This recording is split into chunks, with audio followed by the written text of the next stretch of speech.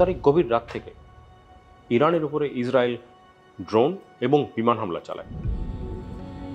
ইসরায়েলের দাবি যে ইরান খুব জলদি একটা পারমাণবিক বোমা বানিয়ে ফেলবে, তার আগেই সেটা ঠেকানোর জন্য এই হামলা। ইরানের পরমাণু বিজ্ঞানী, কিছু বিশেষজ্ঞ এবং পারমাণবিক স্থাপনাগুলোর উপরে ইসরায়েল হামলা চালিয়েছে। কিন্তু কোথায় কে আছে, কোন স্থাপনা কোথায়, তার পুঙ্খানুপুঙ্খ বিবরণ অথবা তার অবস্থান সম্পর্কে পুঙ্খানুপুঙ্খ জ্ঞান ইসরায়েলের কিভাবে হলো, এ নিয়ে আজকে স্টার এক্সপ্লেইনস। একটু পেছন থেকে শুরু করা যাক। 2024-এর 31 জুলাই ইসমাইল হানিয়ে, হামাসের একজন নেতা, তিনি সেই সময় ছিলেন তেহরানে। ইসমাইল হানিয়ে তেহরানে গিয়েছিল ইরানের প্রেসিডেন্টের অভিষেক সেখানে অ্যাটেন্ড করতে। তার কিছুদিন আগে ইরানের প্রেসিডেন্ট মারা গিয়েছিল। সেদিন প্রেসিডেন্টের সাথে দেখা করে ইসমাইল হানিয়ে যখন তার যে স্টেট গেস্ট হাউস ইরান যেখানে তিনি ছিলেন সেখানে এসে তার ঘরে শোবার পরে বিছানার তলে রাখা একটা বোমা ফেটে যায় এবং তিনি মারা যান। পরে বিভিন্ন রিপোর্ট এবং ইনভেস্টিগেশনের পরে জানা যায় যে ইসমাইল হানিয়ের বিছানার নিচে ওই বোমাটা 2 মাস আগে রাখা ছিল। মোসাদের এই অপারেশনের প্রথম ব্যাপারটা হচ্ছে যে ইসমাইল হানিয়ে ওইখানে যে যাবে সেটা তারা অনেক আগে থেকেই জানতে পারে। যখন ইরানের প্রেসিডেন্টের হেলিকপ্টার পাহাড়ে ক্র্যাশ করে তখন থেকে এই পরিকল্পনা চালু হয়ে গিয়েছিল যে ইসমাইল হানিয়ে ওখানে নিশ্চয়ই যাবেন। ইসমাইল হানিয়ে ওখানে গেলে তেহরানের এই গেস্ট হাউসে থাকেন এবং এই জায়গায় থাকেন। এটা তাদের যে রিভলিউশনারি গার্ড আছে সেই রিভলিউশনারি গার্ডেরই একটা গেস্ট হাউস। সেখানে যেই ফ্লোরে, যেই রুমে ইসমাইল হানিয়ে থাকতো সেই রুমে ওইখানে ওদেরই কোনো একজন গার্ডকে পয়সা দিয়ে ওই বোমা রেখে দিয়েছিল। এটা থেকে এক রকমের ধারণা করা যায় যে ইরানের ভেতরে ইসরায়েল, অর্থাৎ তাও বিশেষভাবে মোসাদের কতটুকু এখন পেনিট্রেশন বা কত দূর পর্যন্ত তারা পৌঁছে গেছে, যে এমনকি আইআরজিসির যে গেস্ট হাউস সেইখানকার যে গার্ড তাকে পয়সা দিয়ে ওখানে বোমা রাখিয়ে দিতে পারে। এটা শুধু এই একটা অপারেশনের জন্য যে হয়েছে তা তো না।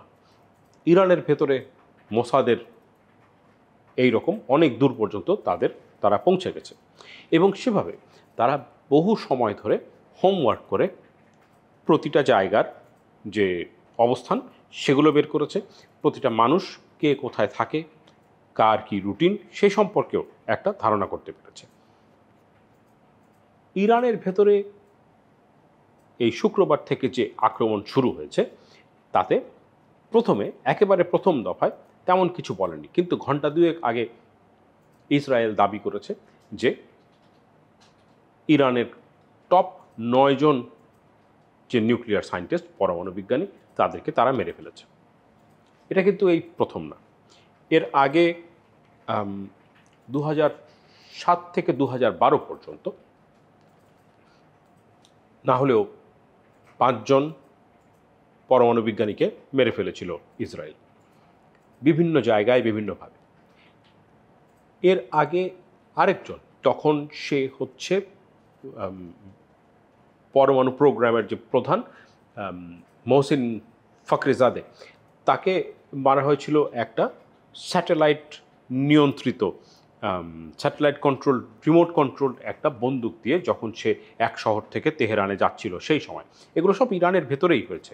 এই যে এখন যে হামলাটা হচ্ছে ইরানে, ধারণা করা হচ্ছে বিভিন্ন রিপোর্ট এবং বক্তব্যের মধ্যে দিয়ে ধারণা করা যায় যে এই সিদ্ধান্তটা তারা নিয়েছিল বেশ কয়েক মাস আগে এবং তখন থেকে এক রকমের প্রস্তুতি শুরু হয়ে গিয়েছিল। ইসরায়েলের হামলার শুরুর কয়েক ঘন্টার মধ্যে তারা বেশ কয়েকজন সিনিয়র আর্মি অফিসার এবং পলিটিশিয়ান আর সায়েন্টিস্ট এদেরকে মেরে ফেলেছে। কারা কারা আছে? ইরানের চিফ অফ আর্মি স্টাফ তাকে মেরে ফেলেছে, deputy chief of army staff তাকে মেরে ফেলেছে, আইআরজিসির প্রধান হোসেন সালামি তাকে মেরে ফেলেছে, এবং আইআরজিসির আরেকজন জেনারেল, যে এয়ার স্পেস প্রোগ্রাম দেখত, তাকে মেরে ফেলা হয়েছে। আলী শামখানি বলে একজন রাজনীতিবিদ আছেন, যিনি নিউক্লিয়ার বিষয়, পরমাণু বিষয়ক যে সমস্ত আলোচনা চলছিল আমেরিকার সাথে, সেই সমস্ত আলোচনাগুলো এই লোক দেখাশোনা করতেন এবং তিনি মোটামুটি এটা লিড করতেন। আলী শামখানিকে মেরে ফেলা হয়েছে। এবং সে অবশ্য আরেকটা ব্যাপার হচ্ছে, খামেনির অত্যন্ত কাছের মানুষ। প্রাথমিক রিপোর্টগুলো থেকে ধারণা করা হচ্ছিল যে দুজন পরমাণু বিজ্ঞানীকে মেরে ফেলা হয়েছে, ফেরিদুন আব্বাসি আর আরেকজন আছেন, যিনি একসময় তাদের অ্যাটমিক এনার্জির প্রধান ছিল।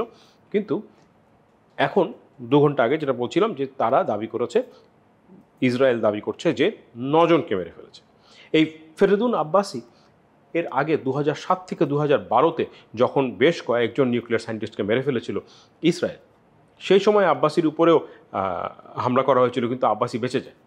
কিছুদিন আগে ফেরিদুন আব্বাসি বলছিল যে ইরানের যে পরমাণুর বিষয়ক যে পারদর্শিতা বা তাদের যে সক্ষমতা আছে, সেটা কোনো একটা জায়গায় বা কোনো একটা স্থাপনা আঘাত করলে সেটা নষ্ট হবে না।